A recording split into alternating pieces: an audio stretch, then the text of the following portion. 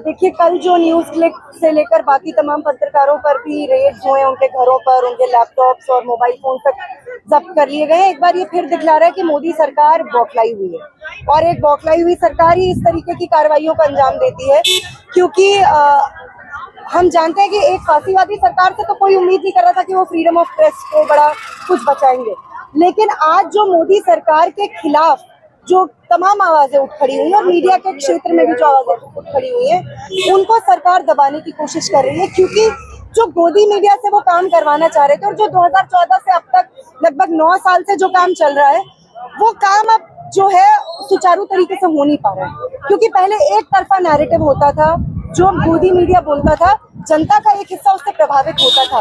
लेकिन आप कब तक हिंदू मुसलमान, मंदिर मस्जिद, चीन पाकिस्तान सुनते रहोगे?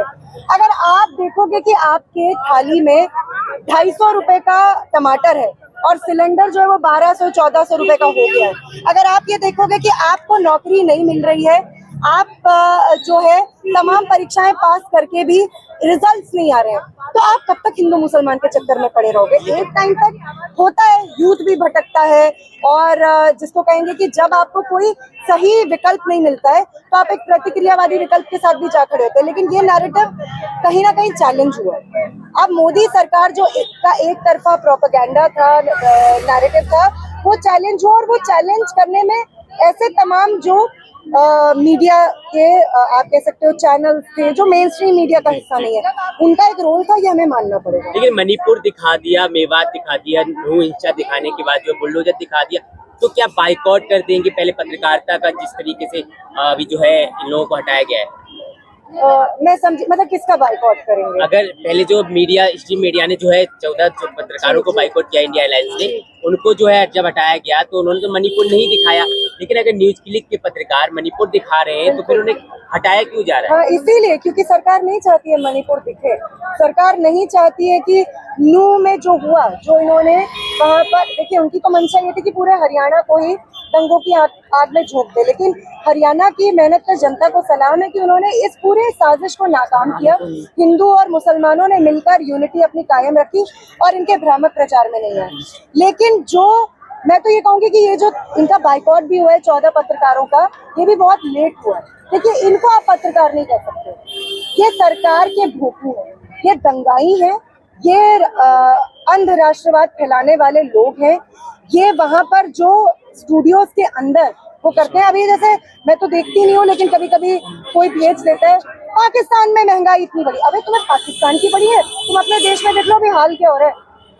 और तुम ये कर करके इन्होंने 2014 से लेकर अब तक सरकार की खूब लल्लो चप्पो की, लेकिन वो लल्लो चप्पो काम नहीं आ रही है ना, क्योंकि एक ऐसा ऑल्टरनेटिव भी खड़ा हो रहा है यूट्यूब के जरिए। अब आप ही लोगों के चैनल जो हैं, बहुत छोटे छोटे चैनल्स भी हैं, उनको देखने वाले भी लोग हैं, और जब लोग देखते हैं तो हमें लगता है कि सरकार का नैरेटिव जा रहा है, सरकार का प्रोपेगेंडा जा रहा है, और जनता पैसिव है, जनता निष्क्रिय है, वो सोचती नहीं है। नहीं है, जनता भेड़ नहीं होती है कि आप कहीं भी चरा ले जाओगे। जनता भी सोचती समझती है, और जब उसके भौतिक, आर्थिक और जो उसकी जिंदगी से जुड़े हुए असली मुद्दे हैं, जब वो उससे सामना होता है ना, तब ये हिंदू मुसलमान बहुत दिनों तक काम नहीं आता। और आज देश की जनता भी ये समझ रही है, सिर्फ ऐसा नहीं है कि ये जो मीडिया में दिखाया जा रहा है, जो ये अल्टरनेटिव मीडिया का एक मॉडल है उसके जरिए, लेकिन अपने जिंदगी से भी तो पहचान रही है, और कहीं ना कहीं सरकार इससे बौखलाई है। देखिए, 2024 में मैं मानती हूँ कि मोदी सरकार अपनी आसन्न हार को लेकर थोड़ा डरी हुई है, वो सशंकित है, वो नहीं, उनको ये कंफर्म है कि वो जो जीत उनको 2014 या 19 में मिली थी, वो उसको लेकर अभी कंफर्म नहीं है। और जब आप कंफर्म नहीं होते हो तो एक फांसीवादी सत्ता, एक बौखलाई हुई फांसीवादी सत्ता ये सब करती है। वो ऐसी वॉइसेस को क्रश करने की, ऐसी आवाजों को दबाने की कोशिश करती है जो उनके खिलाफ उठ खड़े होते हैं। वो अभी आज मैं तो ये कहूँ 2014 से लेकर अब तक, और अब तो ये और ज्यादा तेज हुआ है, कोई ऐसा दिन नहीं होता है जब प्रोटेस्ट नहीं होते हैं। लेकिन आपको पता है ना, अब जंतर मंतर पे भी प्रोटेस्ट क्या है, ये भी बड़े कंट्रोल्ड तरीके से होते हैं। आप 5 बजे तक प्रोटेस्ट कर सकते हो, आप इतने टाइम तक कर सकते हो, आप माइक नहीं यूज कर सकते हो। तो ये क्यों हो रहा है? क्योंकि सरकार इस वक्त हर विरोध से घबराई हुई है। मोदी सरकार तो इंडिया गठबंधन को बता रही है कि इंडियन मुजाहिदीन और स्टेडियम में तुलना कर रही है। देखिए, ये तो अब इसका क्या हम जवाब दे सकते हैं। आप वो तुलना कर रहे हैं तो ये उनकी भी एक तरीके से दिखा रहा है कि उनको कहीं ना कहीं इस अलायंस के बनने से प्रॉब्लम हो रही है। अब मैं एक बात जो मैं क्लियर करना चाहती हूँ, देखिए ये अलायंस भी बन जाएगा और अगर ये अलायंस जीत भी जाए तो भी ये फांसीवाद की मुकम्मल हार नहीं होगी। हमें जानना चाहिए, देखिए 2004 में UPA 1 बनी, 2009 में UPA 2 बनी और देश की एक बहुत बड़ी जो लिबरल आबादी है, प्रोग्रेसिव तबका है, वो काफी खुश हुआ कि फांसीवाद हार गया। नहीं हारा, आपने उनको इलेक्टोरल एरिना से बाहर कर दिया था, लेकिन RSS के तौर पे तब भी फांसीवादी ताकतों की मौजूदगी थी। BHP, बजरंग दल जो इनकी गुंडा वाहिनी है, उनके तौर पे उनकी मौजूदगी थी। और हमें ये नहीं भूलना चाहिए, इनकी कोई भी चुनाव के मैदान में कोई भी शिकस्त, उससे ऑब्वियसली इनको फर्क पड़ता है। ऐसा नहीं है कि मोदी और अमित शाह और मोहन भागवत को इससे फर्क नहीं पड़ता, ऑब्वियसली इससे फर्क पड़ता है, इसीलिए तो ये बयान दे रहे हैं।